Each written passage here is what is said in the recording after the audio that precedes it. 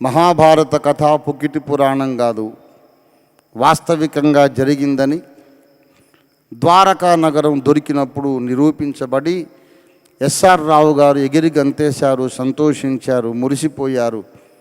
నన్ను కన్న భరతమాతకు నేను తగిన సేవ చేశారని సంతోషించారు. సముద్ర గర్భము నుండి ద్వారకా నగరం యొక్క ఇటుకలు తీసి రేడియో కార్బన్ టెస్టింగ్ కొరకు ల్యాబ్కి పంపించారు ఎస్ఆర్ రావు గారు. అక్కడి నుంచి రిపోర్ట్ వచ్చింది, ఇది క్రీస్తు పూర్వము 500 ఏళ్ళవి అని. ద్వారకా నగరపు ఇటుకలు క్రీస్తు పూర్వం 500 ఏళ్ల క్రితమువి అని రిపోర్ట్ వచ్చింది. అంటే ద్వాపర యుగం అని మనం అనుకుంటున్నది BC 500 ఇయర్స్ అన్నమాట. త్రేతాయుగము BC 1000 ఇయర్స్ అన్నమాట. మొత్తం త్రేతాయుగము, ద్వాపర యుగము, కలియుగము కలిసిందే మన దేశపు పండితుల లెక్క ప్రకారము మొత్తం ఇప్పుడు 5000 సంవత్సరాలు. అప్పుడు రావు గారికి కొంచెం బాధ కలిగింది, ఎస్ఆర్ రావు గారికి. మళ్ళీ పరిశోధన చేశారు. ద్వారకా నగరము 8 సార్లు కట్టబడింది, 8 సార్లు కూల్చివేయబడింది. మొదటిసారి BC 2000 ఏళ్ళప్పుడు కట్టబడింది. తర్వాత 8 సార్లు కూల్చివేయబడింది. ఆఖరిసారి కూల్చివేయబడగా ఆఖరిసారి కట్టబడింది BC 500 ఇయర్స్ నాడు అని బుక్ రాశారు వారు. పోనీ లేటెస్ట్గా కట్టిన దాని ఇటుకలే దొరికినాయి అనుకో. మొదటిసారి నగరము BC 2000 ఏళ్ల నాడు కట్టబడింది అనుకో, మరి ఆ ఇటుకలు దొరకాలిగా. అవి ఎందుకు దొరకలేదు? సరే, దొరక్కపోయినా నీ 2000 ఏళ్ళ లెక్కే నమ్ముతాం. అయినా లక్షల ఏళ్ళు కాదే, ఇప్పటి నుంచి అప్పటికి 4000 ఏళ్ల కంటే ఎక్కువ లేదు. అదైనా గనక ఈ లోకము కోట్ల సంవత్సరాలు ఉన్నది అనేది శాస్త్రీయ నిరూపణ చేయలేనటువంటి మాట. శాస్త్రీయంగా దాన్ని ఎవ్వరూ ఇప్పటిదాకా నిరూపించలేదు. అతిశయోక్తులు మనకు అలవాటు. ఒక రాజుగారు మహావైభవంగా తన కుమార్తె పెళ్లి చేశారు అని చెప్పడానికి ఆకాశమంత పందిరేశాడు, భూదేవంత పీట వేశాడని చెప్పడం అలవాటు. భూదేవంత పీట ఏమిటి నాయన? భూదేవంత పెళ్లి పీట వేస్తే వచ్చిన అతిథులు ఎక్కడ కూర్చున్నారు? పురోహితుడు ఎక్కడ కూర్చొని పెళ్లి చేశాడు? భూదేవంత పెళ్లి పీట ఉంటే అసలు ఆ పెళ్ళి కొడుకు సీట్ అంతా, వాడికి అంత పెద్ద పీట ఎందుకు? అంతలా ఉన్నాడు ఏంటి వాడు? అంటే కొంచెం అతిశయోక్తి, ఉన్నదాన్ని కాస్త ఎక్కువ చేసి చెప్పడం అన్నమాట. అలా తయారైంది తప్ప శాస్త్రీయంగా మనం చూస్తే మానవ సంస్కృతి, మానవ నాగరికత ఇప్పుడున్నటువంటి మనుష్య జాతి భూమి మీద ప్రారంభమై 6000 ఏళ్లకు లోపే కానీ అవతల కాదు. శాస్త్రజ్ఞులు గత 60 సంవత్సరాలుగా భూలోకమంతా, భూగోళమంతా కుళ్ళబొడిచి తవ్వి తవ్వి తవ్వి చూశారు. పాతకాలపు నాగరికత అవశేషాలు ఎన్నో దొరికినాయి. సెంట్రల్ అమెరికాలో మాయన్ నాగరికత, ఎల్ సాల్వడార్, హాండూరస్ ప్రాంతాల్లో మాయన్ నాగరికత ఉంది. యూఫ్రటీస్, టైగ్రీస్ నదుల మధ్యలో ఉన్నటువంటి ఆ సారవంతమైన భూమిలో మెసొపటేమియా నాగరికత ఉంది. నైలు నదీ తీరాన ఈజిప్ట్ నాగరికత ఉంది. సింధు నదీ తీరాన సింధులోయ నాగరికత ఉంది. ఏ నాగరికత అయినా అతి ప్రాచీన నాగరికత క్రీస్తు పూర్వం 3000 ఏళ్ల కంటే అవతల ఒక్క ఇటుకరా ఇప్పటిదాకా దొరకలేదు. The oldest city built in this world is not older than 5000 years. అంతకన్నా 1000 ఏళ్ల ముందే దేవుడు నేల మంటితో మొదటి మనిషిని సృజించాడని బైబిల్ చెబుతుంది. బైబిల్లోని లెక్క సైంటిఫిక్గా నిరూపించబడింది. లక్షల కోట్ల ఏళ్లకు సైంటిఫిక్ ఆధారాలు దొరకలేదు. 6000 ఏళ్ల క్రితం ఆదాము అనే మొదటి మనిషిని దేవుడు సృజించాడు. ఆయన పిల్లలు మనం అందరం, Americans, Japanese, Koreans, Burmese, Nepalese, African తెగలు, ఆంగ్లో సాక్సన్ పీపుల్, ఆర్యులు, ద్రావిడులు అందరూ ఆదాము పిల్లలే. ఆదాము నుండి మనం వచ్చాం. అంతకన్నా ముందు యుగములు ఉన్నవని బైబిల్ కూడా చెబుతుంది.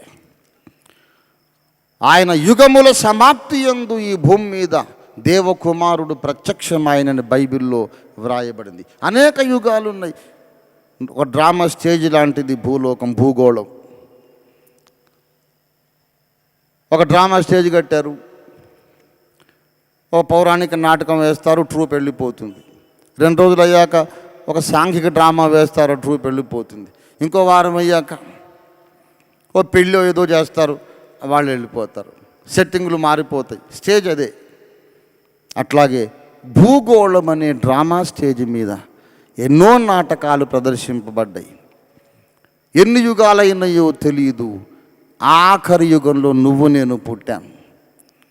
అంతకుముందున్నోళ్ళు మనకు రక్త సంబంధులు కాదు, ఆ జాతే వేరు. అసలు వాడికి మనకి ఏ సంబంధము లేదు. నీవు నేను రక్తం పంచుకొని పుట్టాను, చూసావు. ఈ జాతి పుట్టి 6000 ఏళ్ళ కంటే ఎక్కువ కాలేదు. లక్షల కోట్ల సంవత్సరాలు అంటే కనీసం 10,000 సంవత్సరాల వెనుకటి రాళ్ళు కూడా దొరకలేదు. ప్రియులారా, ఈ భూమి 6000 ఏళ్ల కిందట ప్రారంభమైంది. ఈ భూలోకం, ఆదాము సంబంధిత మానవ ప్రపంచం 6000 ఏళ్ల కిందట మొదలైంది. మొదటి పేతురు 4:7 చెబుతున్నాడు, దీని అంతము సమీపమై ఉన్నది. దీని అంతము సమీపమైంది. అంతం ఎలాగా జరుగుతుంది అంటే, ప్రియులారా, అద్భుతమైనటువంటి గ్రాండ్ క్లైమాక్స్ దేవుడు రాసి పెట్టాడు ఈ జగన్నాటకానికి. ఆ అంతము అనేది ఎలా జరుగుతుందంటే, ఆ దేవదేవుడు భూమి మీద ప్రత్యక్షం కావడంతోనే లోకమంతమైపోతుంది. ఈ లోకమంతము కాకముందు ఈ భూమి మీదికి వేదవేద్యుడు మళ్ళీ వస్తాడు. అదే ఈనాటి సందేశం. ప్రియులారా, ఈనాడు ఎన్నో మతములు ఉన్నవి, ఎన్నో సిద్ధాంతములు ఉన్నవి, రకరకాల రాజకీయ పోరాటాలు ఉన్నవి, అశాంతి ఉంది, అలజడి ఉంది, లోకంలో అవినీతి ఉంది, శాంతి సమాధానం లేదు, రకరకాల తెగుళ్ళు పెచ్చుమీరిపోతున్నాయి. దీనికంతటికీ ముగింపు ఎప్పుడంటే, ఏ యజ్ఞ పురుషుడైతే 2000 సంవత్సరాల కిందట భూమి మీద మానవ పాప పరిహారము కొరకు యజ్ఞమై బలి అయి మరణించి 3వ నాడు తిరిగి లేచి ఆకాశమునకు ఆరోహణమై వెళ్ళిపోయాడు, ఆయన మరలా భూమి మీదకి వచ్చి నిలబడతాడు. ఇప్పుడు నన్ను మీరు చూస్తున్నట్టుగా యేసును మీరు చూడబోతున్నారు. యేసు త్వరగా వస్తున్నాడు. ఎవరితోనైనా నేను వాదము గెలవలేకపోతే నాకు బాధ లేదు. ఇప్పటిదాకా వాదం ఎప్పుడూ నేను ఓడిపోలేదు అనుకోండి. నా పాయింట్ నేనే నిరూపించాలనే తపన నాకేమీ లేదు. ఎందుకంటే అన్ని పాయింట్లు అగ్నితో పరీక్షించడానికి అసలు ఆయన రాబోతున్నాడు. యేసు వచ్చి నిలిచినప్పుడు అన్ని వేదాంత సిద్ధాంతాలు మోగబోతాయి. యేసు వచ్చినప్పుడు అవినీతి అంతమవుతుంది. యేసు వచ్చినప్పుడు ప్రకృతి మొత్తం పులకించి పరిమళించి మనకు అనుకూలిస్తుంది. ప్రకృతి మనకు అనుకూలిస్తుందండి, వికటించదు. యేసు వచ్చినప్పుడు ఇక భూకంపాలు ఉండవు, వరదలు ఉండవు, వడగళ్ళు ఉండవు, అకాల వర్షాలు, అకాల మరణాలు ఉండవు. ఆయన రాబోతున్నాడు, ఆయన రాబోతున్నాడు. ఆయన వచ్చినప్పుడట పెద్ద కేక వినబడుతుందిట, ఇదిగో పెండ్లి కుమారుడు వచ్చుచున్నాడు. ఆయన్ని ఎదుర్కొనరండి. శ్రీ పోతులూరి వీరబ్రహ్మేంద్ర స్వామి వారి కాలజ్ఞానం నేను చదివాను. కాలజ్ఞానం పలుమార్లు చదివాను, నేను ఒక్కసారి కాదు. కాలజ్ఞానంలో వీరబ్రహ్మేంద్ర స్వామి వారు అనేక విషయాలు వ్రాసి అంటాడు. ఏమిటంటే, అంత్య దినాలలో యుగాంతము సమీపించినప్పుడు, కలియుగాంతములో లోకములో అశాంతి పెరిగిపోతుంది, అవినీతి పెరిగిపోతుంది, అక్రమం విస్తరిస్తుంది. అలాంటప్పుడు ఆకాశము నుండి తెల్లని గుర్రము మీద వీరభోగ వసంతుడు వస్తాడు అని చెప్పాడు ఆయన. వీరభోగ వసంతుడు వస్తాడట.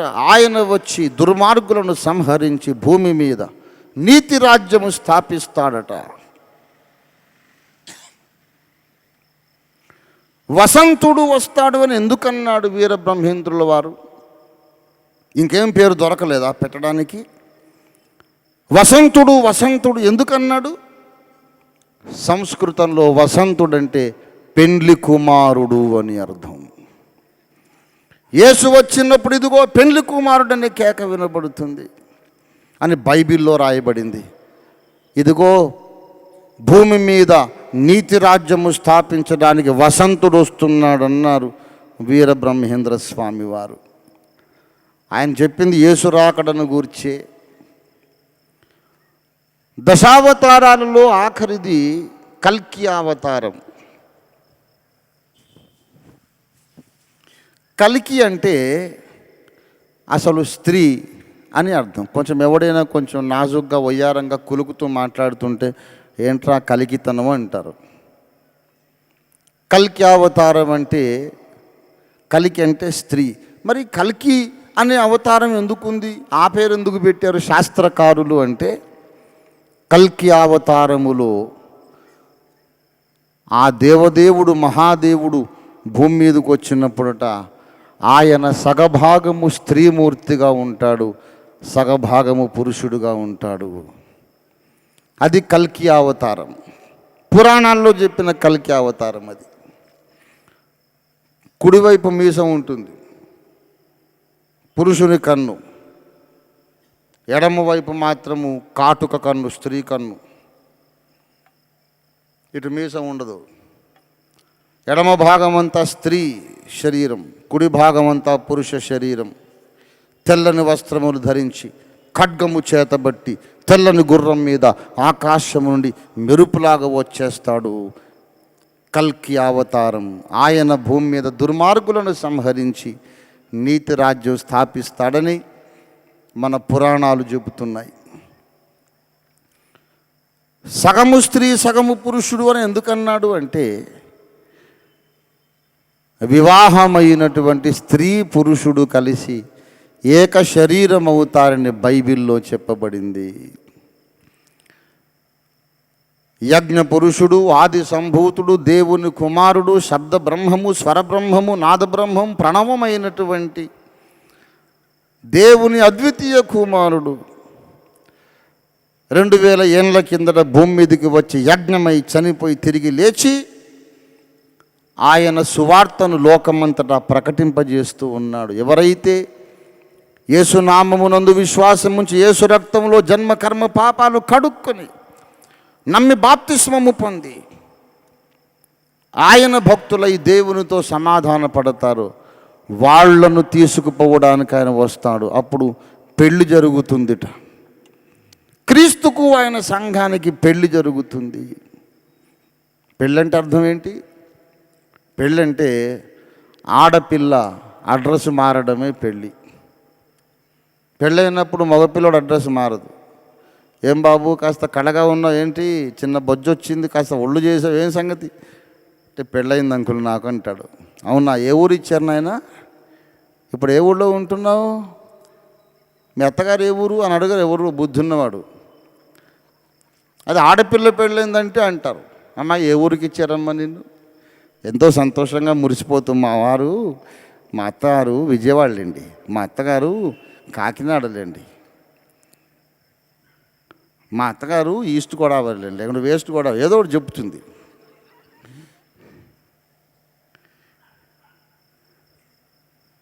ఆమెకు అది సంతోషం, అడ్రస్ మారడం. అసలు ఆడపిల్ల అంటే ఆమె పుట్టగానే పెద్దలందరూ ఆడపిల్ల పుట్టిందిరా అంటారంటే ఈడపిల్ల కాదని అర్థం. ఇది వెళ్ళిపోవలసిందే, ఎన్నాళ్ళున్నా పోవాల్సిందే. ఆడపిల్ల పెళ్ళి అయినప్పుడు పెద్ద డ్రామా జరుగుతుంది. అమ్మాయి వెక్కి వెక్కి ఏడుస్తూ ఉంటుంది, తల్లి కూడా ఏడుస్తూ ఉంటుంది ముక్కు చీదుకుని. కాపరానికి పంపేటప్పుడు ఎక్కడ లేని బాధ. అప్పుడు మనం పోయి చెబుతాం, ఏంటమ్మా పాపం చాలా బాధపడుతున్నావు, ఎందుకులే కాపురానికి వెళ్ళటం మానేయమ్మా. ఓ ఏంటంకులు అంత మాట అన్నారు, ఎన్ని పూజలు చేశాను, ఎన్ని నోములు నోశాను, ఎన్ని వ్రతాలు చేశాను, మంచి మొగుడు రావాలి, మంచి భర్త రావాలని ఎంతమందితో ప్రార్థనలు చేయించుకున్నాను. అత్తవారింటికి పోద్దంటారా, ఎవరు బుద్ధి ఉందా అంట. అది కాదమ్మా, ఏడుస్తున్నావు కదా అని అన్న. ఏడవపోతే ఎగురుకుంటా దూక్కుంటూ పోతారంటే వికారంగాను. బాగుండదని ఏదో ఏడుస్తున్నాను, ఏడుపు రాకపోయినా ఏడిచినట్టు చేస్తున్నాను, ఏదో బాగుండాలి, చూసేవాళ్ళకి బాగుంటుందని. అంతేగాని అసలు లోపల ఎంత సంతోషపడిపోతున్నానో మీకేం తెలుసు.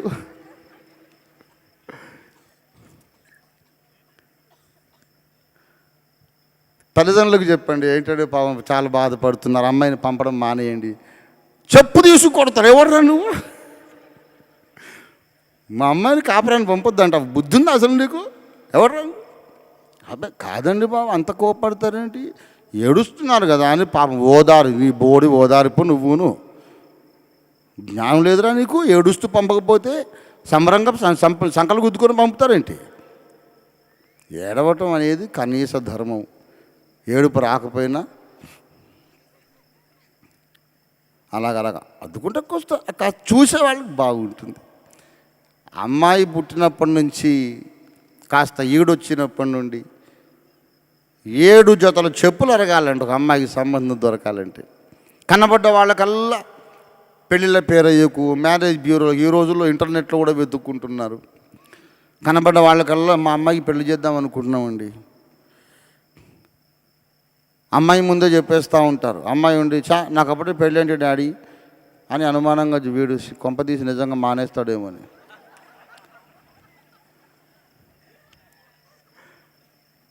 ఎప్పుడెప్పుడు అమ్మాయిని పంపిద్దామా అని తల్లిదండ్రులకు ఆశ, ఎప్పుడెప్పుడు వెళ్దామని అమ్మాయికి కూడా ఆశ. ఎందుకంటే ఆడపిల్ల, మరి ఈడ పిల్ల కాదు, ఈడ పిల్ల కాదండి. ఆ మాటకొస్తే మనుషులందరూ ఆడపిల్లలే కానీ ఈడపిల్లలు కాదు. మనమందరము ఈ భూమి మీద పరదేశులము, యాత్రికులమై ఉన్నాం. స్థిరమైన నివాసం మనకి భూమి మీద లేదు, అక్కడుంది. అక్కడికి మనల్ని తీసుకెళ్ళాలని మన పరమ పురుషుడు మన స్థిరమైన నిత్య నివాసానికి తీసుకెళ్ళాలని ఆశపడ్డాడు. కానీ కుదరలేదు. అది పరిశుద్ధమైన ప్రపంచం, మనమేమో జన్మముతోనే పాపులం. ఆ పరమ పురుషుడు మనల్ని ప్రేమించాడు, తీసుకెళ్దాం అనుకున్నాడు. ఆడపిల్లల్ని అక్కడికే చేరేయాలనుకున్నాడు. కానీ ఎలాగది పరిశుద్ధ లోకము, ఈ పాపులందరినీ అక్కడికి తీసుకెళ్తే ఎలాగ? వీడు అక్కడికి వెళ్ళి సినిమా హాలు, ఒక కళ్ళు కాంపౌండు, ఒక కారాకిళ్ళి కొట్టు అని పెట్టుకుంటాడు. వీడు అక్కడికి వెళ్ళి పాపములో పుట్టి పాపము చేస్తూ పాపంలో బ్రతుకుతున్న మనుషుల్ని ఉన్న పళ్ళాన్ని తీసుకెళ్తే అక్కడికి వెళ్ళి అబద్ధము, వ్యభిచారం అన్నీ చేస్తాడు వీడు. అది పరిశుద్ధ లోకం, మనమేమో పాపులం. అక్కడికి వెళ్ళాల్సిందే, కానీ యోగ్యులం కాదు. కాదులే మాకు బోల్డ్ దేవుళ్ళు ఉన్నారని చెప్తావా? ఏం చెప్తావు? ఆయనే వచ్చాక ఏం చెప్తావు? ఆయన చెబుతాడు, ఋగ్వేదమందు నన్ను గూర్చిన ప్రవచనము, భవిష్య పురాణములు నన్ను గూర్చిన ప్రవచనం, పురుష సూక్తులు నన్ను గూర్చిన ప్రవచనం, కాలజ్ఞానములు నన్ను గూర్చిన ప్రవచనం, ఖురాన్ షరీఫ్లో నన్ను గూర్చిన ప్రవచనం. ఎందుకు ఇప్పటి చెవిని పెట్టావు? అంటే ఇంత సీరియస్ అనుకోలే. ఆయన ఏదో చెప్పాడు కోట్ వేసుకున్నప్పుడు, కానీ రమ్య గ్రౌండ్స్లో ఏదో చెబుతున్నానే మాదిగోళ్ళ మతం అనుకున్నాం. కాదని చెప్పాడు కదా, అంటే కాదంటాడు కానీ అని నమ్మాలా? అంత అర్జెంట్ అనుకోలే నేను. ఎందుకు అనుకోలే? నీ వాదన చెల్లదు. సమయం ఉండగానే వాస్తవములు ఆలోచించి నిరూపించబడ్డ సత్యము నమ్మండి. సృష్టికర్త ఒకడున్నాడు.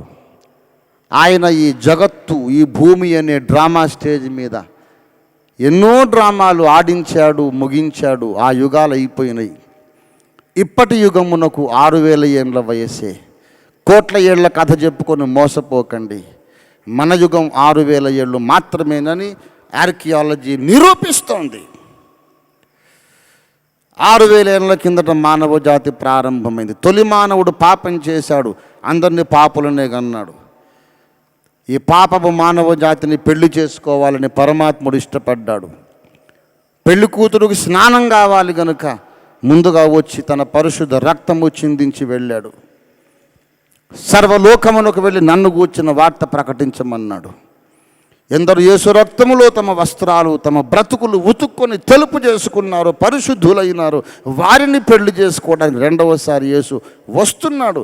యేసు రాకముందు ప్రపంచ రాజకీయాలు ఎలాగుంటాయో బైబిల్లో చెప్పబడింది. తప్పకుండా అలాగే జరుగుతున్నాయి. నా సేవారంభంలో చెప్పాను, రష్యా, సోవియట్ యూనియన్ కుప్పకూలిపోతుందని చెప్పాను. ఆనాడు నవ్వారందరూ. ఏమిటి పంతులు గారు, రష్యా కూలిపోతుందా? ఇజ్రాయెల్లో ఎర్ర జెండా పాతుతాం, అక్కడి నుంచి యూరోప్నంతా శాసిస్తాం, అమెరికాలో ఎర్ర జెండా ఎగరేస్తాం. ఏమనుకున్నారు? ఉక్కు పిడికిలి, ఐరన్ కర్టన్ మాది. ఏమనుకున్నావు? బైబిల్లో దేవుడు చెప్పాడయ్యా, నా మీద ఆవేశపడతావేంటన్నాను. ఓ 2 సంవత్సరాలు అయ్యాక సోవియట్ యూనియన్ గోర్బచేవ్ కాలంలో డిజాల్వ్ అయిపోయింది.